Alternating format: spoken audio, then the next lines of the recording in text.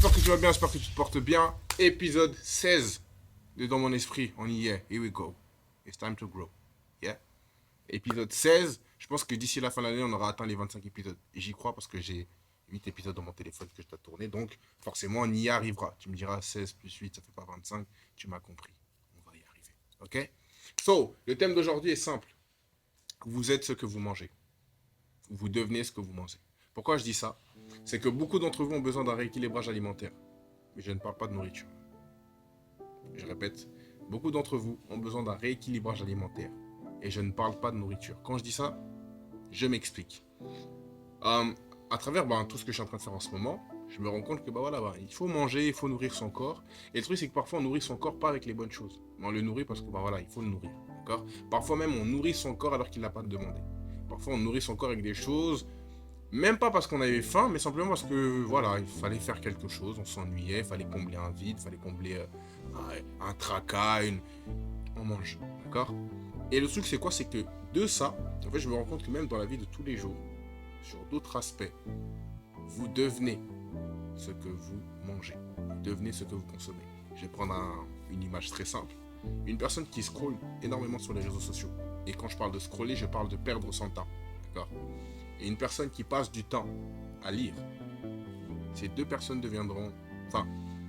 avec le temps, on aura deux personnes différentes. Ou peut-être deux carrières différentes. Pourquoi? Parce qu'il y en a une qui va passer son temps à s'amuser ou perdre du temps, carrément. Il y en a une qui va s'instruire. Après, tu me dis, oui, mais la personne qui lit, elle peut lire des BD, c'est pas plus jeune. Maybe. Mais ce que je veux dire par là, c'est que vous devenez ce que vous consommez. Et en fait, je me rends compte que parfois, en fait, on consomme mal. Déjà, un, on consomme pas bien. Deux, on consomme mal. Et trois, on consomme pas forcément ce qu'il nous faut. Et pour reprendre l'image des livres et des réseaux sociaux, il y a beaucoup de choses que les réseaux sociaux ont qui nous facilitent la vie. Je parle de l'intelligence artificielle et toutes ces choses. Normalement, en vrai, les réseaux sociaux, dans le monde idéal, selon moi, dans le monde idéal, c'est censé nous instruire, nous faire grandir. C'est vrai. Mais le problème, c'est que derrière ça, il y a ce qu'on appelle un élément de distraction. Et tomber dans la distraction sur ce qui est des réseaux sociaux est très rapide. À savoir déjà, comme le disait mon pasteur, c'est que plus on avance dans le temps, plus notre temps de concentration, notre temps où on est focus diminue. C'est-à-dire que on serait presque... Certaines personnes qui arrivent à rester concentrées longtemps seraient presque des génies, ou seraient presque des gens qu'on verrait dites supernaturels ou incroyables. Alors qu'en fait, c'est dans notre ADN de se concentrer. Mais le problème, c'est qu'avec tout ce qui est mis en place, qui n'est pas forcément une mauvaise chose, mais qui peut le devenir, en fait, notre temps d'attention, de concentration diminue. Et du coup, comme ça diminue, on n'est plus tenté de faire autre chose ou de se distraire. Alors qu'une personne qui se focus a des grandes chances de pouvoir grandir. Et donc, pour revenir au thème principal, ce que je veux dire par là, c'est que en fait, je me rends compte que je consommais beaucoup. Je consomme énormément les réseaux sociaux. Parfois, je le fais parce que j'en ai besoin pour pouvoir construire les messages, pour pouvoir amener des thématiques, coaching, tout ce qui va avec. Mais là, le contre-coup, c'est que parfois, j'y passe trop de temps, simplement parce que j'ai besoin de me distraire. Mais le truc, c'est quoi? C'est que, en fait, le temps où tu souhaites te distraire, tu pourrais te distraire en apprenant quelque chose. Après, tu me diras, oui, mais ça veut dire que ton cerveau, il est tout le temps en mode réflexion. Tu peux sortir dehors. Tu peux sortir dehors, tu peux faire du sport. Je pense que de la même manière qu'on a besoin, à certains moments, d'un rééquilibrage alimentaire, de manière générale, dans nos vies, dans notre vie et dans nos projets, il est aussi nécessaire de pouvoir établir un rééquilibrage. Et c'est de ça dont je veux parler. C'est que oui, nous sommes amenés à surconsommer. Clairement, c'est une autre vidéo que je voulais faire, mais je vais en parler là-dedans. On est amené à surconsommer. On surconsomme alors aujourd'hui, que ce soit au niveau de la nourriture, on surconsomme. Mais vous oubliez une chose, et nous oublions une chose essentielle, c'est que il y a le créateur, la création et la créature. D'accord? Ou le créateur, la créature et la création. D'accord? Ce qui veut dire que si le Père, et là je parle de Dieu, est un créateur, c'est que nous aussi nous sommes amenés à créer. Parce qu'il nous donne cette possibilité-là de créer, nous sommes amenés à créer. Le problème c'est quoi? C'est que tu ne peux pas créer quand tu surconsommes. Comme moi. Yeah, here we go. En fait, tu peux pas créer quand tu surconsommes. Et le problème, c'est quoi? C'est que nous arrivons dans une génération où il y a tellement d'informations qu'on veut tout savoir, qu'on veut tout prendre, mais on surconsomme. Et qui dit surconsommation dit obésité. Peut-être qu'à ce moment-là, tu m'as perdu. Peut-être. En fait, le problème de la surconsommation, c'est que tu deviens un obèse. Et je ne parle pas d'obèse physique.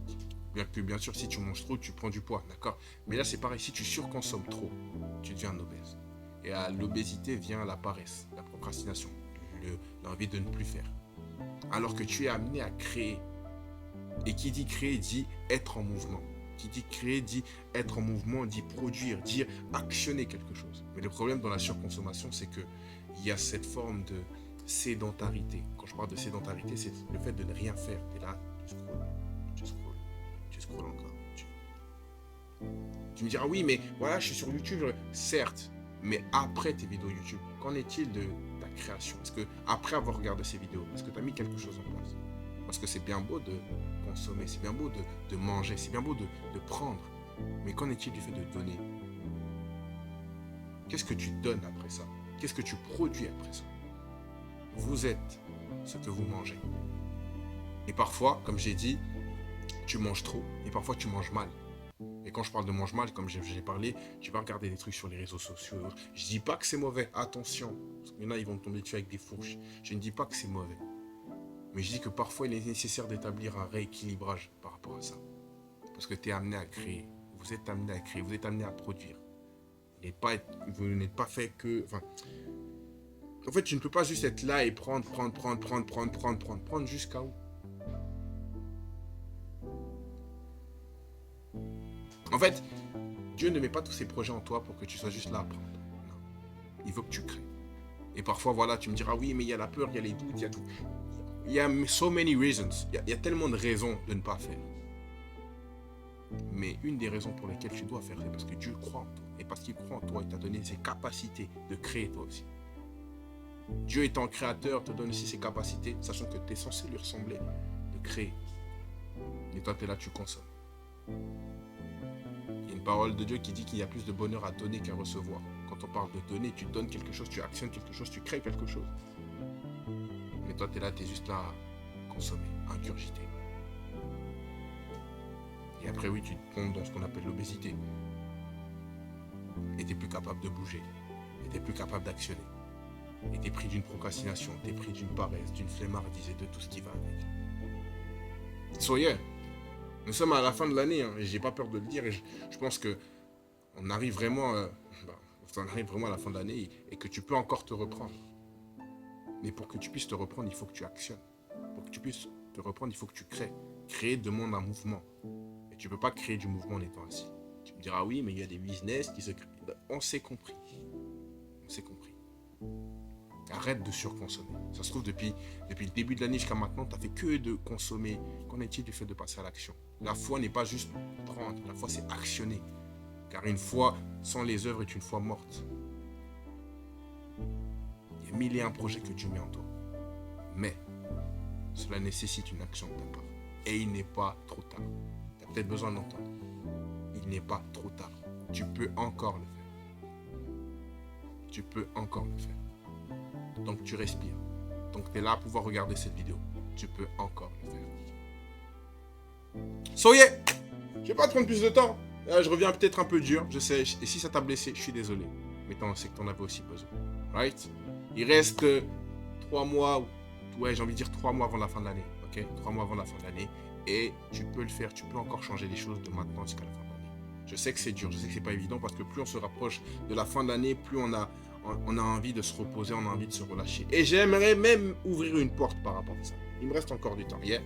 J'aimerais même ouvrir une porte par rapport à ça. On arrive à la fin de l'année et du coup, parce qu'on arrive à la fin de l'année, on s'essouffle, on manque de force et on a envie de se relâcher, on a envie de se reposer. Il n'est pas interdit de se reposer. Il n'est pas interdit de, ok, j'aimerais juste un peu souffler. C'est pas interdit, faites-le, c'est même très bon pour votre corps, pour la santé mentale et autres, d'accord?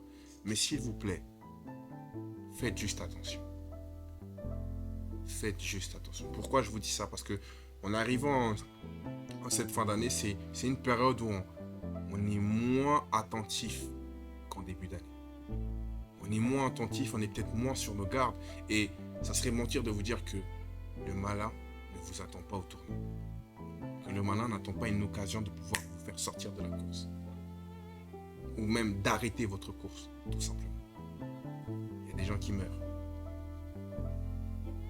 Il y a des gens qui tombent malades, gravement malades. Il y a des gens qui se font agresser. Alors s'il vous plaît, certes, je vous demande de passer à l'action, mais je vous demande aussi d'être attentif. Vous avez le droit de vous reposer, c'est vrai. Mais soyez sur vos gardes. Parce qu'en cette fin d'année, on a envie de se relâcher. Et c'est justement là que le malin va augmenter son pressing. Right? That's it. C'est tout pour moi pour aujourd'hui. On se dit à bientôt dans la prochaine vidéo. Et ce que tu portes mérite de naître. Don't forget that. See ya.